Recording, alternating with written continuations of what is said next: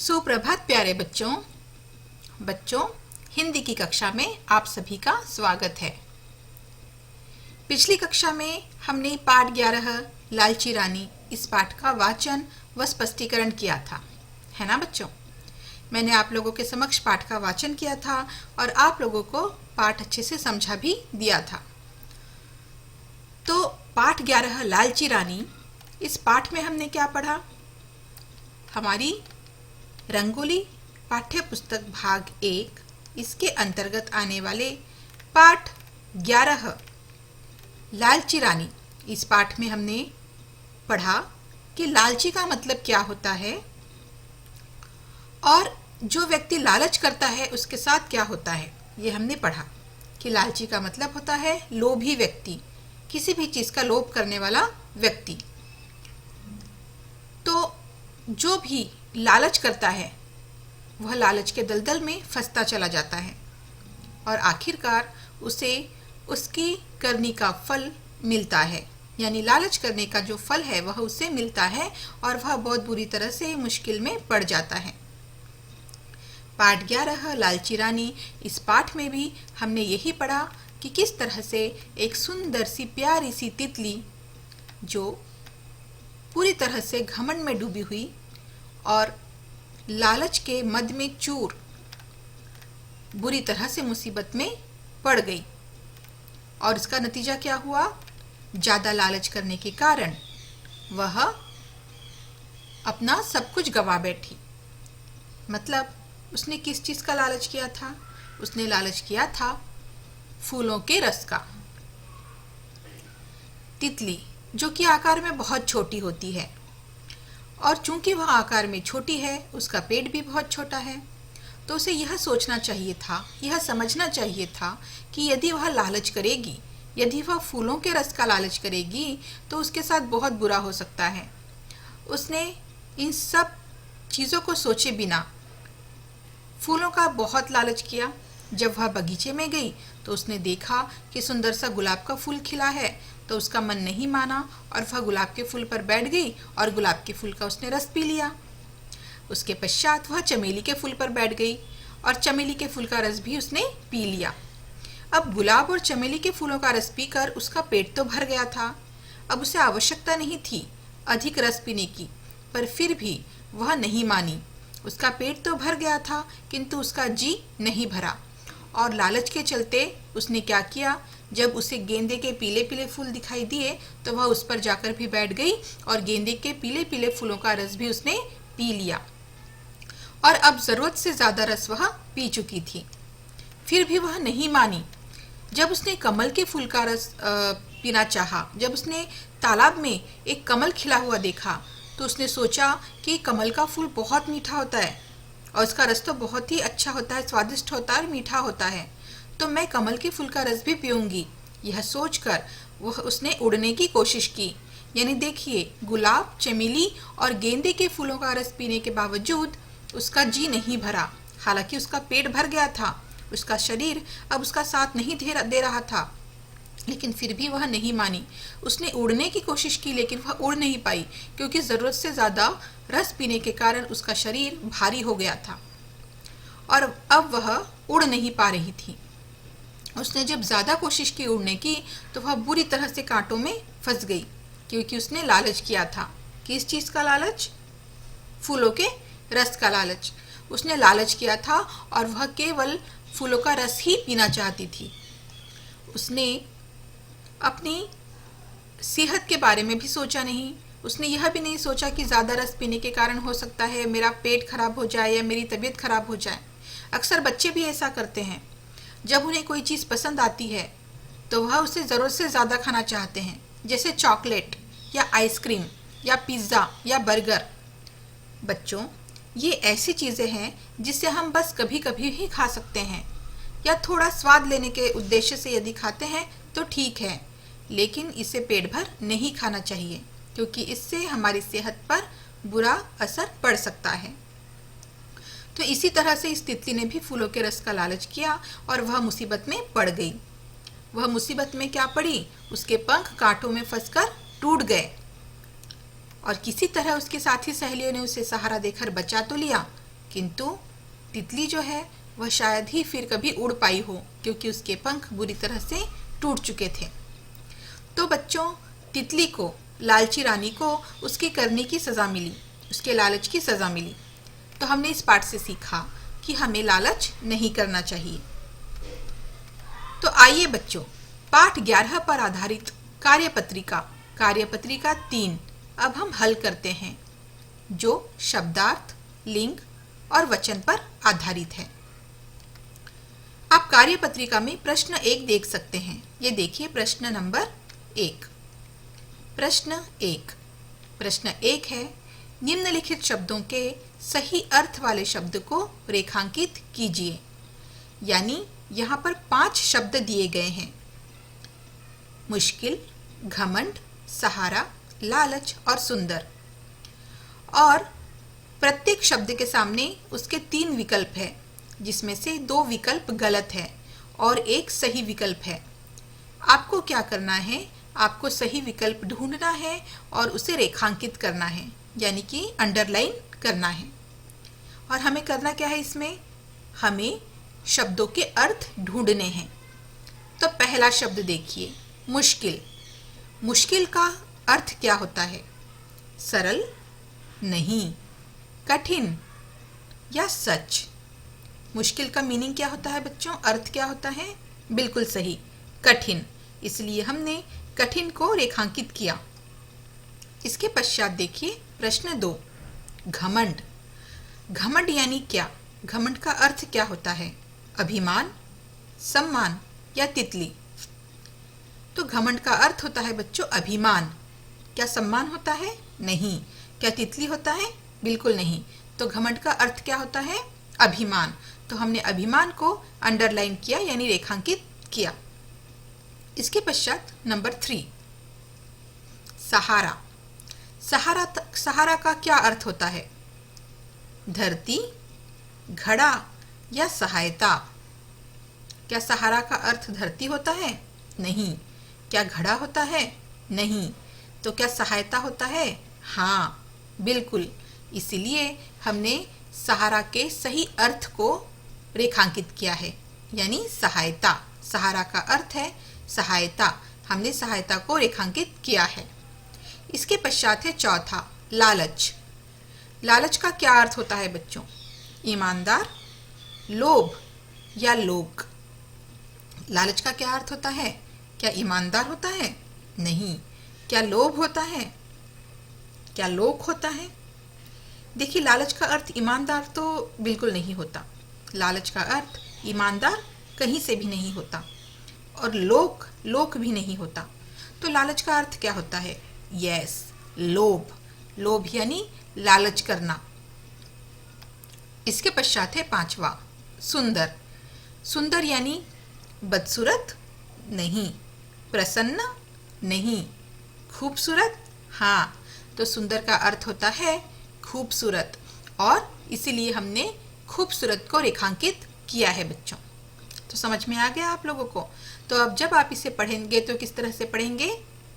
मुश्किल यानी कठिन, घमंड यानी अभिमान, सहारा यानी सहायता, लालच यानी लोभ, और सुंदर यानी खूबसूरत। समझ में आ गया बच्चों? यह है हमारा प्रश्न नंबर 1। अब चलिए आगे बढ़ते हैं। प्रश्न 2। प्रश्न 2 में क्या करना है बच्चों? देख लीजिए। प्रश्न 2 में हमें निम्नलिखित एक वचन वाले शब्दों को बहुवचन में लिखना है।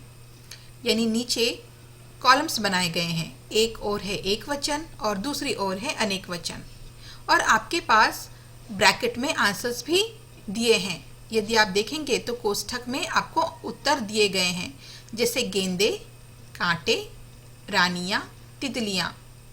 गेंदे, कांटे, रानियां, तितलियां। तो आपको क्या करना है? आपको एक वचन के सामने अनेक वचन लिखना है बच्चों। जैसे पहले देखिए, पहला तितली।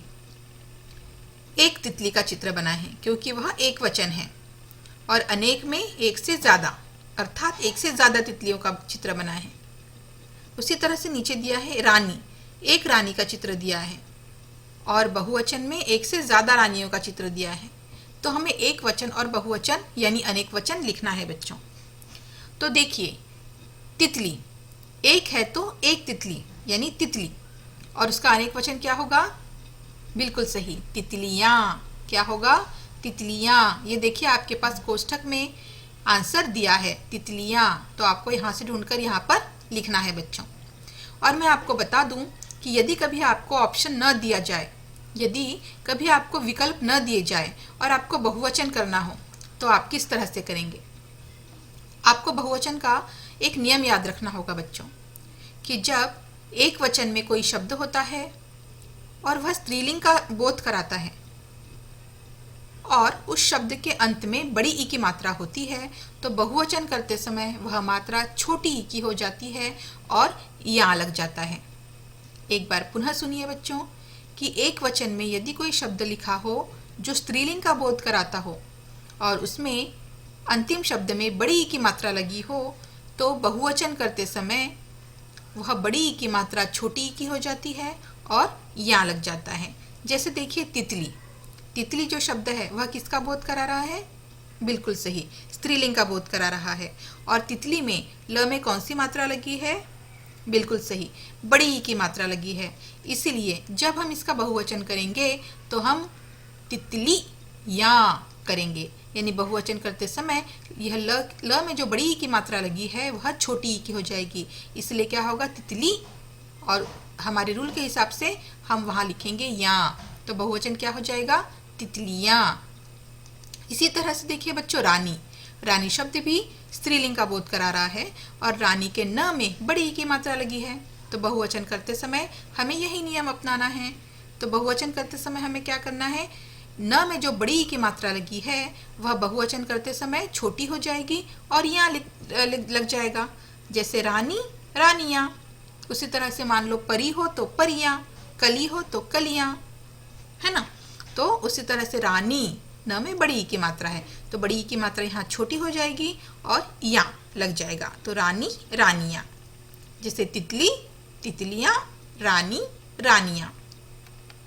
इसी तरह से नंबर 3 देखिए बच्चों, तीसरा, गेंदा। यहाँ पर एक गेंदे के फूल का चित्र दिया गया है, क्योंकि यह एक वचन में है। एक वचन में एक गेंदे का चित्र दिया गया है, तो हमने लिखा गेंदा। तो अब हमें बहुवचन करना है, बहुवचन यानी एक से ज्यादा गेंदे। तो देखिए यहाँ पर एक से ज्यादा गेंदों का यहाँ पर चित्र दिया है, यहाँ पर 3 गेंदे के फूल हैं, तो हमें गेंदा का बहुवचन करना है। तो हम क्या करेंगे? गेंदा का बहुवचन, आप कोष्ठक का सहारा ले सकते हैं। देखिए, बिल्कुल सही, पहला ही शब्द है गेंदे। तो इसमें भी एक नियम लागू होता है बच्चों, कि जब हम एक वचन में कोई शब्द देखें जिसमें आ की मात्रा लगी हो, जिसमें अंतिम शब्द में आ की मात्रा लगी हो, तो बहुवचन करते समय वह आ की मात्रा ए हो जाती है। यह नियम फिर से ध्यान में रखना है कि यदि एक वचन में किसी शब्द में आ की मात्रा लगी हो, तो बहुवचन करते समय वह आ की मात्रा ए में बदल जाती है। जैसे गेंदा, गेंदे, गेंदा, गेंदे। एक वचन है गेंदा, तो बहुवचन है गेंदे। उसी तरह से देखिए बच्चों, कांटा, कांटा भी क्या है? हाँ, पुल्लिंग का बोध कराने वाला शब्द है, और इसमें कांटा में आ की मात्रा है, आ। तो यहाँ क्या हो जाएगा? बहुवचन करते समय आ की मात्रा क्या हो जाती है? ए की मात्रा हो जाती है। तो कांटा का बहुवचन कांटे, कांटा का बहुवचन कांटे। चलिए एक बार हम पुनः पढ़ लेते हैं। हमें ब्रैकेट का इस्तेमाल करते हुए, यानी कोष्ठक का इस्तेमाल करते हुए, कोष्ठक में दिए गए शब्दों का इस्तेमाल करते हुए हमें एक वचन और बहुवचन लिखना है। तो एक है तो तितली, एक से ज्यादा है तो तितलियां। एक है तो रानी, एक से ज्यादा है तो रानियां। इसी तरह से एक है तो गेंदा, गेंदा एक फूल है, हाँ। एक है तो गेंदा, एक से ज्यादा है तो गेंदे। उसी तरह एक है तो कांटा, एक से ज्यादा है तो कांटे। इसके पश्चात है बच्चों प्रश्न 3। निम्नलिखित वर्ग पहेली को स्त्रीलिंग और पुल्लिंग शब्द भरकर पूर्ण करें। अब यहाँ हमें क्या करना है? पुल्लिंग और स्त्रीलिंग लिखना है, लेकिन शब्द पहेली के माध्यम से। यानी यहाँ पर शब्द पहेलियाँ दी गई हैं जिसमें कुछ अक्षर पहले से ही लिखे हैं, और जहाँ कोई अक्षर नहीं लिखा है वहाँ हमें लिखकर जो शब्द है उसे पूरा करना है। जैसे एक उदाहरण दिया गया है बच्चों, देखिए लड़का। यदि आप खड़े में देखें तो लड़का, लड़का। अब इसका स्त्रीलिंग क्या होगा? आड़े में देखिए लड़की, लड़की। तो खड़े बॉक्स में देखिए, आप खड़े डिब्बों में देखेंगे तो लड़का, लड़का। और इसका स्त्रीलिंग क्या होगा? हाँ बिल्कुल सही, लड़की, लड़की। इसी तरह से दूसरा देखिए बच्चों, भगवान, भगवान। यहाँ पर भ लिखा था और यहाँ पर वा लिखा था, तो हमें इसका पुल्लिंग लिखना है, तो हम क्या लिखेंगे? बिल्कुल सही, भगवान, भगवान। क्या लिखा हमने? भगवान, भगवान। और उसका स्त्रीलिंग हमने किस तरह से बनाया? भग-ती। क्या होता है स्त्रीलिंग? भगवती। क्या होता है? भगवती। इसलिए हमने यहाँ व लिखा खाली जगह पर, तो क्या बन गया? भगवान का स्त्रीलिंग भगवती। इसी तरह से तीसरा देखिए बच्चों, राजा। अब यहाँ पे क्या दिया उन्होंने? राजा। आड़े में देखिए राजा, राजा। और राजा का स्त्रीलिंग क्या होता है? बिल्कुल सही, रानी। क्या होता है? रानी। तो इस तरह से हमने शब्द पहेली के माध्यम से स्त्रीलिंग और पुल्लिंग वाले शब्द पहचान कर लिखे। जैसे लड़का का स्त्रीलिंग होगा लड़की, भगवान का स्त्रीलिंग होगा भगवती, और राजा का स्त्रीलिंग होगा रानी। तो समझ में आ गया बच्चों? यह है हमारी वर्कशीट, यानी हमारी कार्यपत्रिका, कार्यपत्रिका 3। इसके पहले हम कार्यपत्रिका 1 और 2 हल कर चुके हैं, और यह हमारी थी कार्यपत्रिका 3। तो बच्चों, यह था हमारा आज का वीडियो। आज के वीडियो में हमने क्या पढ़ा? आज के वीडियो में हमने लालची रानी का जो पाठ है उसकी पुनरावृत्ति की, और इस पाठ पर आधारित जो अभ्यास कार्य था, मुख्य रूप से शब्दार्थ, लिंग और वचन, यह हमने वर्कशीट के माध्यम से, यानी हमारी कार्यपत्रिका 3 के माध्यम से हमने यह समस्त अभ्यास कार्य पूर्ण कर लिया है बच्चों। तो बच्चों, आपको अब क्या करना है? आपको बार बार इस वीडियो को देखना है और बार बार वर्कशीट के इस अभ्यास को आपको कर कर देखना है, ठीक है? और जो भी है आपको इसमें लर्न भी करना है, कंठस्थ भी करना है। जैसे शब्दार्थ को आपको कंठस्थ करना है, विलोम शब्दों को कंठस्थ करना है, राइट? और जो मैंने वचन बदलों के नियम आपको बताए हैं वो आपको ध्यान से सुनना और समझना है, और इसके लिए आपको यह वीडियो बार बार देखना होगा, ठीक है बच्चों? तो चलिए आज के वीडियो में बस इतना ही। मिलते हैं अगले वीडियो में, और अगले वीडियो में मैं फिर से आपके लिए एक नई पत्रिका लेकर आऊँगी और एक नया विषय लेकर आऊँगी। तब तक के लिए धन्यवाद बच्चों।